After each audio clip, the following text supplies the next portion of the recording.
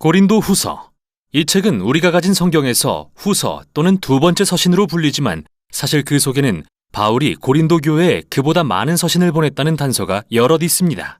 이전에 바울은 선교 여행을 통해 고린도에 이 예수 공동체를 설립했는데요. 자세한 이야기는 사도행전 18장에 잘 나와 있죠. 그 후 바울은 그곳이 문제를 겪고 있다는 소식을 전해 듣게 됩니다. 그래서 그는 문제들을 해결하기 위해 우리가 고린도전서라 부르는 서신을 보냈는데 많은 교인이 그의 가르침을 거부하고 그의 권유에 반기를 들었던 것으로 보입니다. 고린도 후서에는 이 때문에 근심의 방문이라 불린 바울의 개인적인 방문 사실이 나옵니다. 그 후 애통한 마음과 많은 눈물로 쓴 서신을 보내기도 했고요. 이 모든 노력 끝에 전체는 아니지만 대부분의 고린도 교인들이 자신들의 오만함을 깨닫고 바울에게 용서를 구했으며 그와 화해하기를 바랐죠. 이에 바울은 그의 사랑과 헌신을 확신시키기 위해 이 서신을 썼습니다. 이 서신은 크게 세 단락으로 나누어지며 각기 다른 주제를 다룹니다. 바울은 먼저 그와 고린도 교회 사이에 화해를 이룹니다. 8장과 9장에서는 미뤄지고 있는 구제 문제를 다룹니다. 그리고 마지막 단락에서는 여전히 그를 거부하는 일부 교인들을 향해 권면합니다. 자, 그럼 이제부터 자세히 살펴보죠. 바울은 자비와 위로의 하나님을 찬양하며 서신을 시작합니다. 그와 고린도 교회가 분열과 분쟁을 겪는 동안 평안과 격려를 허락하신 하나님께 감사를 드립니다. 그는 일명 근심의 방문 이후 긴장을 늦출 수 없었다는 사실을 인정합니다. 또한 그들을 용서했으며 솔직하고 진실한 관계를 갖고 싶다는 마음을 밝힙니다. 그런데 애초에 그들은 왜 바울을 거절했던 걸까요? 이 서신을 더 읽다 보면 그들이 바울을 지도자로서 인정하지 않았다는 게 드러납니다. 그는 가난했습니다. 육체 노동으로 겨우 생계를 유지했죠. 또한 박해와 고난이 그를 떠나지 않았고 자기 집도 없었습니다. 더욱이 그는 대중연설가로서 그리 훌륭하지 않았습니다. 그래서 그보다 부유하고 인상적인 교회 지도자들을 접한 고린도 교인들은 그 후로 그를 낮추어 보기 시작했습니다. 사실 그를 부끄럽다고 여겼죠. 이에 바울은 먼저 그들이 단지 부와 화려한 언변을 기준으로 이 지도자들을 높이는 것은 예수님에 대한 배신이며 완전히 비뚤어진 가치관을 보여준다고 지적합니다. 바울은 진정한 그리스도인 리더십은 높은 지위나 자기를 드러내는 것이 아니라고 말합니다. 그는 자기 자신과 다른 사도들을 왕이신 예수님께 이끌려 승리의 행진에 참여하는 종들로 묘사합니다. 바울이 할 일은 자신을 높이는 게 아니라 사람들을 높으신 한 분, 예수님께로 인도하는 일입니다. 그러고 나서 바울은 최근 고린도 교인들이 그의 권위와 자격을 입증할 추천서를 요구했음을 암시하는 말을 합니다. 바울에겐 정말 말도 안 되는 소리입니다. 그가 아니면 이 교회는 존재하지도 않았을 테니까요. 그래서 그는 그들이야말로 자신이 참된 지도자라는 증거이자 추천서라고 말하는데요. 그는 재치 있게 예레미야와 에스겔 선지자의 말을 인용해서 하나님의 영이 그들의 마음에 자신에 대해 새 언약의 일꾼으로서 추천서를 써주셨다고 설명하죠. 고린도 교인들은 이 외에 어떤 증거도 필요하지 않습니다. 여기서 바울의 새 언약에 대한 언급은 두 언약에 대한 긴 비교로 이어집니다. 모세를 통해 맺은 하나님과 이스라엘 사이의 옛 언약, 그리고 예수님과 성령을 통해 맺은 하나님과 고린도 교인들 사이의 새 언약이 그것이죠. 시내산에서 받은 옛 언약은 실로 영광스러웠습니다. 모세의 얼굴이 하나님의 영광으로 빛났습니다. 비록 사라질 광채였지만요. 말할 것도 없이 그 언약의 율법은 이스라엘을 진정으로 변화시킬 능력이 없었습니다. 그러나 이에 비해 새 언약은 훨씬 더 영광스럽습니다. 부활하신 예수님은 하나님의 영광의 본체이시며 영원히 살아계시기 때문이죠. 또한 그분의 영이 지금도 사람들을 더욱 신실하게 변화시키고 계십니다. 바로 예수님처럼 말이죠. 놀라운 소식이 아닐 수 없습니다. 과연 누가 하나님의 영광에 참여하고 싶지 않을까요? 그러나 바울은 이어서 십자가의 역설이 어떻게 고린도 교인들의 영광과 성공에 대한 생각을 뒤집어 놓는지 알려줍니다. 결국 예수님이 왕으로서 영광스럽게 높임받으신 건 고난과 십자가형 그리고 죽음을 통해서였습니다.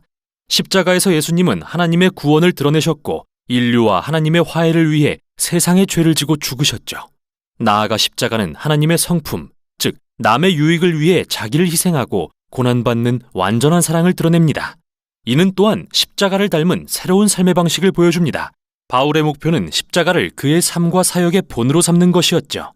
비록 그의 사도직이 겸손과 고난과 가난으로 대변되기는 하지만 그건 모두 고린도 교인들을 섬기기 위해서였습니다. 그러므로 그들이 바울의 가난과 고난을 못마땅히 여긴다면 예수님도 그렇게 여기는 게 됩니다. 실제로 바울의 삶의 방식과 리더십은 그가 십자가에 달리시고 부활하신 예수님을 진정으로 대변한다는 증거입니다. 그는 진심으로 고린도 교회와 화해하길 원하지만 그들이 변화되어 이 십자가의 역사를 받아들이는 것이 우선이라고 생각합니다. 열정적인 호소를 마친 바울은 이제 미뤄지고 있는 구제 문제를 다룹니다. 당시 예루살렘의 유대인 그리스도인들은 기근으로 가난에 허덕였습니다. 그래서 바울은 새로 개척한 이방인 중심의 교회들로부터 헌금을 모으던 중이었죠. 그들은 모두 예수 그리스도 안의 연합의 상징으로서 구제 물품을 보냈고 많은 교회가 기쁜 마음으로 참여했습니다.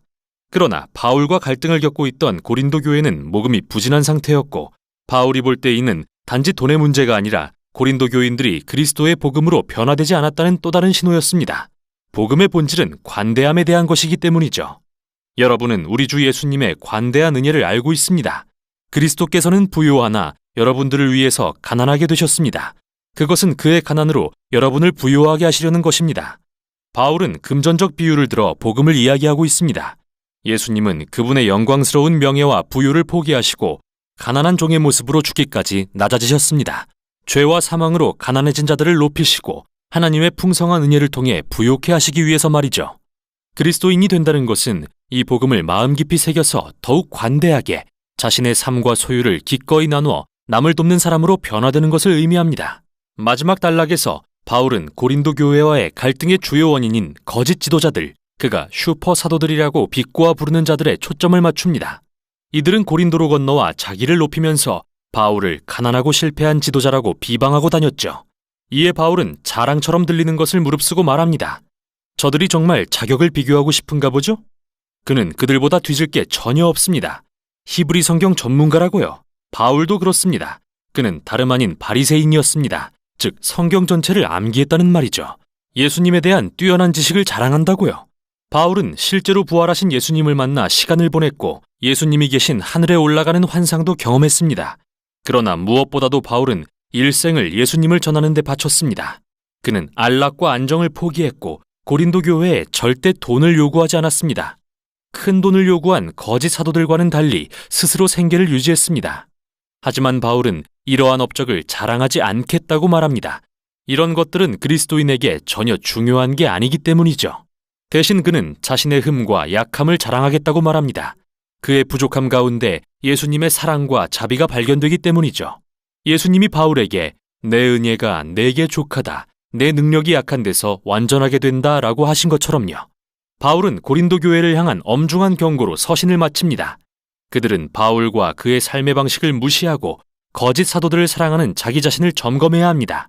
이는 그들이 근본적으로 예수님이 누구신지 이해하지 못하고 있음을 보여줍니다. 바울은 예수님의 변화된 제자답게 살지 못하는 그들을 그분의 사랑 앞에 겸손하도록 다시 한번 초대합니다.